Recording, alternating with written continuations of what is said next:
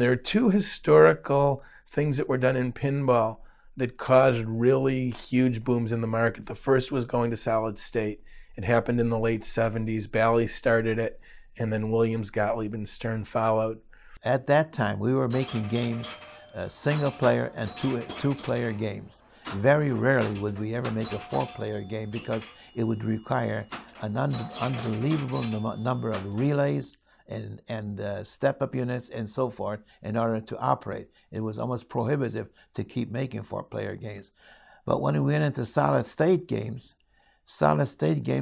we could do anything. We could make it with the same circuits that we had for one-player games. We could make it a two-player game, a three-player game, four-player, even a six-player game with no difficulty at all.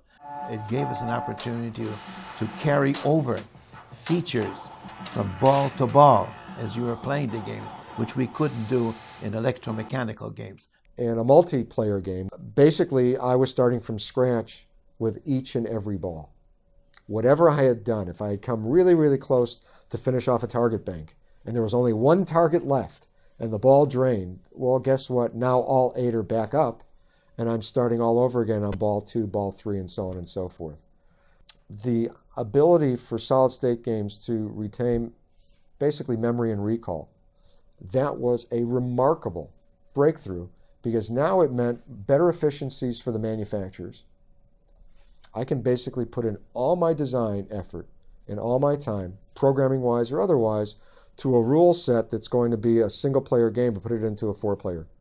In solid state, we could do tricks that were almost unbelievable. I was glad we got into that. That would really helped a lot.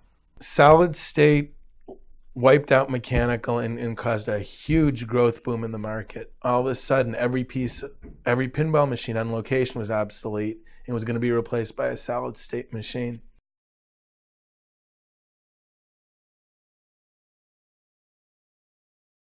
There was a curve of people using the computer power in the pinballs to make the games more and more complicated. And this was one of several times that the pinball designers also lost their audience. At the same time as video was a better deal for the operator, the games that were being made just got to be too complicated, too hard to understand. What you needed was a resuscitation of sorts, and that came through some design innovations that re-elevated pinball to a different stature of where it had been before. Double-level playfields, multi-ball, giving the playing experience that much more depth. So games like Black Knight. The reason Black Knight is such a historically legendary game in my view of pinball history is not because it had a two-level playfield, but because it started taking the pinball up off the playfield. And the way that was going to work a lot better for the design, flow, and play of the game was, instead of putting a second level on, was to take these ramps that were used, throw the second level away, and keep the ramps. And there was a whole era, starting really with Space Shuttle in '84, where we started seeing stuff come up off the playfield using ramps and toys and different gadgets. Pinball had a very long, sustained, good period.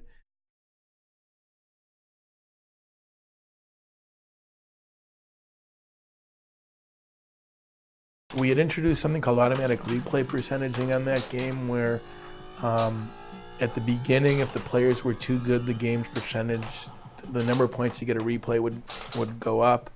And then conversely, if the game got worn and you couldn't get scores anymore, the percentage would come down. It actually had both, features. We created automatic switch testing at the time, where the game would detect things that weren't working and reroute the rules of the game. Again, those were pretty landmark at the time. They were sort of tacked on to high speed as this would be neat, and they became a whole way of designing things going forward. So we would, we'd design rules, and how do you get it if this breaks, and how do you get it if that breaks? And a lot of that, I think, really helped pinball during those boom years. Pinball did get much faster. It was not, I think, by intent, but to get the ball up big ramps, and the ramps got bigger and bigger, you needed stronger and stronger flippers. And that probably, for the long-term viability of the game was not a good thing, because it made the barrier, the dues one had to pay to become a good pinball player, the hurdle became much higher. The real casualty in the fast play too was the drop target. The ball was moving so fast that you no longer had your eye anywhere near the target when the ball hit it, so it was not as interesting a device. And that was just a great staple for decades. They really, all but went away on pinball machines. The legacy of the games from the late 80s, early 90s was that you needed to commit more time to playing and becoming a more accomplished player if you really wanted to experience all that that game had to offer. Short of, as we used to call it, bozo multi-ball. No, it's the last ball, you haven't done anything. If you just make this one shot, we're going to give you multi-ball. Which, of course, if you hadn't been able to make any shots before, allowed you to see 3 or 4 balls rapidly drain. And just know that, oh, okay, I just had God, that was exciting, let me play again. The next big replacement boom was the dot matrix display. And this happened about 1991. It was first used in Terminator 2. Great Steve Ritchie game and Steve found this product from a vendor and sort of grabbed it and said, we're going with this. And he sort of set up his own little skunk works for it, where he had guys working on it secretly to bring it up, partly because I think he wanted to make sure he was the first guy to use it on his game.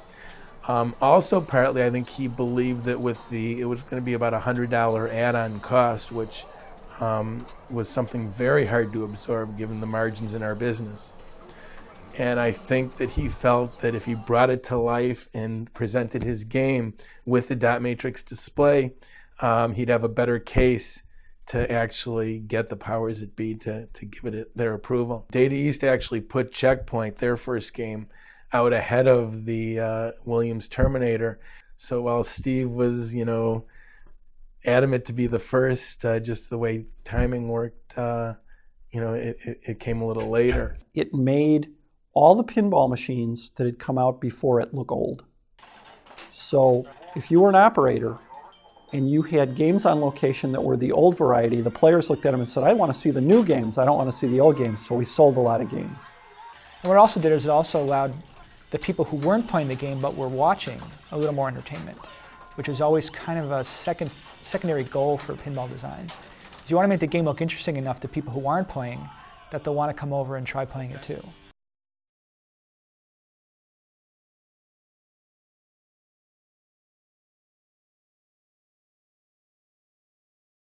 I don't think I had any grasp of how powerful a toy thing was to pick up a pinball and take it away. Thing never impressed me as being this really cool thing, but it was just something that people had to see. It wasn't just a light show, it wasn't just sounds. Now all of a sudden you had mechanisms that moved differently. There was a difference, obviously a very visible difference in what was going on underneath the glass, and it was something that just couldn't be ignored. When I was in design school, and I was first, in one of my very early product design classes, and I had a teacher that said, engineers work at machine-machine interface. How many gears, how many ball bearings? Designers work at man-machine interface. What's it feel like? What's it look like? What is that interaction between you and this thing? And what fiction are you selling in the case of a game? So this place was chock full of guys that were really, really good at orchestrating that entertainment experience. There are several schools of design in terms of pinball machines. There are games, there are fast, what are considered to be fast-flowing games. There are stop-and-go games, and there are games that are some combination of both. I'm from the fast-flowing school of design, only because those are the machines I liked. Steve Ritchie mentored me a lot when I was starting, And when he saw that my playfield was leaning in that direction, I think he understood, you know, there was some kindred spirit thing happening, and so he helped me in that direction. As a contrast, Pat's games are, you know, stop and go games. He likes to hold the ball and you know, give you a show or do something, and then you know, they're transitory as opposed to, you know, moving.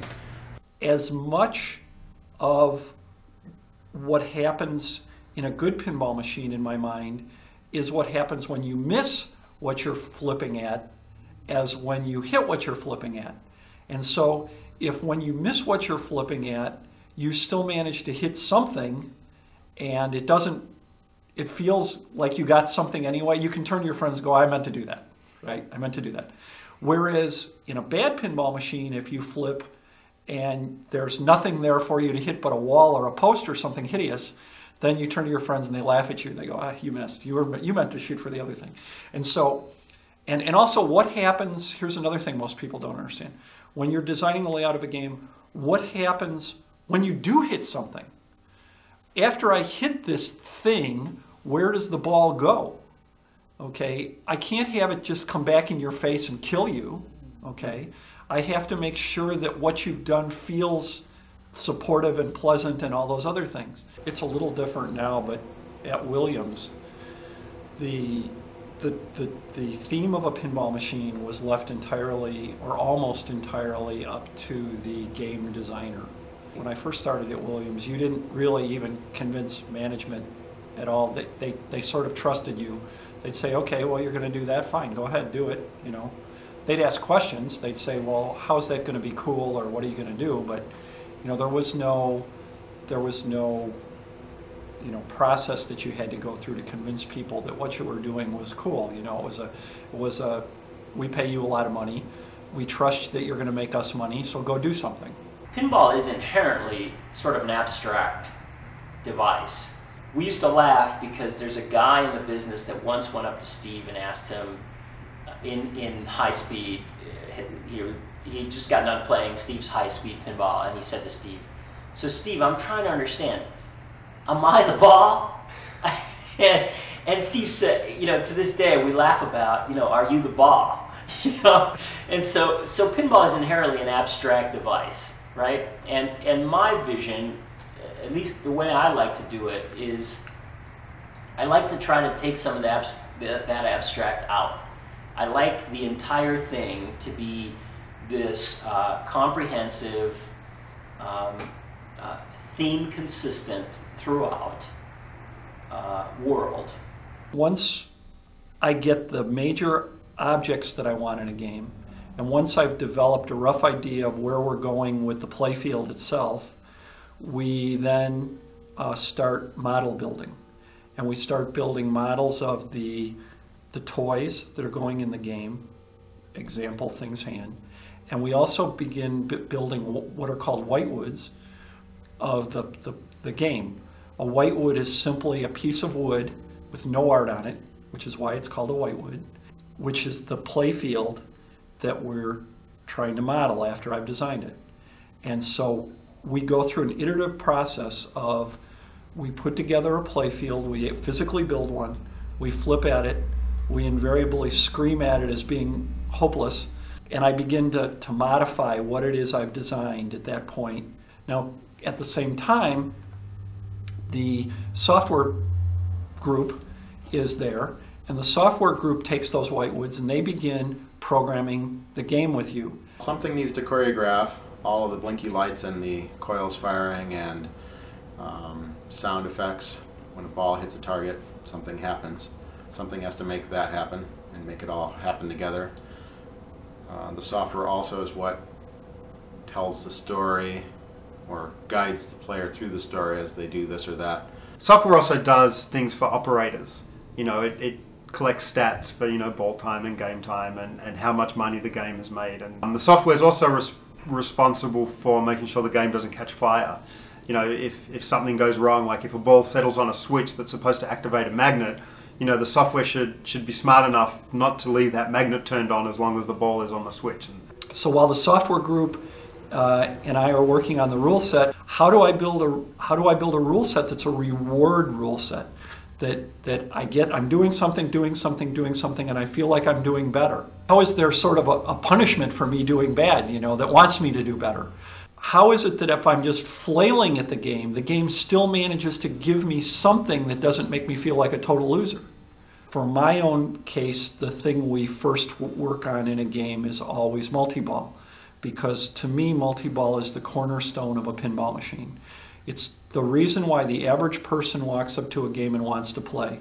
How do I get the game to get more than one ball on the playfield at once? It's very exciting to most people. They've got to deal with a lot. In the case of modern pinball machines, we've got the dot matrix display, which is what's going on. So I'm working with dot matrix artists. At the same time, I've got a sound person that I'm working with, and he says, when you run into the front of this bookcase, what should it sound like? Should it sound like a 55-gallon drum? Should it sound like a thud? Should it sound like whatever? As all this is going on, there is an artist, a graphic artist, whose whole job is to create the cabinet art, whose job is to create the backglass, whose job is to create the playfield. Maybe 3 months before production starts, we put a game, what we call at the bottom of the stairs, and most of the company had access to that area, so the game already started getting a lot of plays. And you know, there was always the design team's phone number, you know, printed on the game, so if anything happened, you know, there's a phone right there and people usually call you up. And in fact, after putting a game at the bottom of the stairs, the one phrase that would give everyone nightmares is the phrase, "I was playing your game at the bottom of the stairs," and, because it's usually followed by some intricate little convoluted thing. So, you know, well, I was playing, all of a sudden it kicked all these balls out. Well, what mode were you in? Well, I don't know. You know, it's like, well, all right. Then usually a couple of weeks after we put a game at the bottom of the stairs, we'd usually put a game out in an arcade, and that was another, you know, another big test time. You know, we'd usually know the people who run the arcade, so they would tell us, you know, ball hang-ups or software crashes and so on. I and every other game designer in the world, no matter whether it's video or pinball or whatever, has a balancing act they have to create. The balancing act is that you have to create a game for a wide spectrum of people, and you have to create a game that keeps their interest for as long as possible. In the case of pinball, far more people who are not accomplished pinball players play pinball machines than do accomplished people who play pinball machines. We put things in games for the accomplished people that are at the outer reaches of what they're able to accomplish. And it's necessary to put those in the game, but they are not the end-all and be-all of why we design a set of rules in a pinball machine. Any pinball machine that is predicated around the 6 people in the world who are that good at playing pinball is a failure.